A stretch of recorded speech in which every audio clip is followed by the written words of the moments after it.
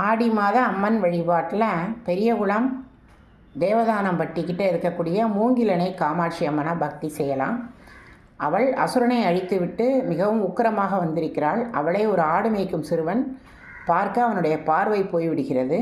அதனால் மக்கள் பயந்து போய்விடுகிறார்கள். அசரீரியாக ஒரு குரல் கேட்கிறது, நான் மிகவும் உக்கிரமாக தகீப்பாக இருக்கிறேன், என்னை பார்த்து விட்டான். இப்போது மஞ்சள் ஆற்றில் ஒரு பெட்டி மிதந்து வரும். அந்த பெட்டியை கையால் தொடாமல் மூங்கில் புதரால் எடுத்து கொண்டு வந்து வைத்து வழிபாடு செய்யுங்கள், அவனுக்கு பார்வை மீண்டு வரும்னு சொல்கிறாங்க. அதன்படி ஒரு பெட்டி மிதந்து வருகிறது.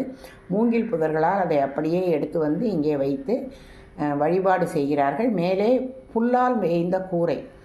அந்த அம்மனுக்கு உருவம் கிடையாது, உற்சவர் அம்மனும் கிடையாது. முன்னாடி இருக்கும் கதவு தான் அம்மன். அந்த கதவை, அதனால் இந்த கோவிலுக்கு கதவு கோவில்னு பேர். முன்னால் ஒரு நாகப்பீடம் வைத்து சூலாயுதம் வைத்து அம்மனாக பாவித்து வழிபாடு செய்கிறார்கள். மூங்கிலணை காமாட்சி அம்மன் கோவில்.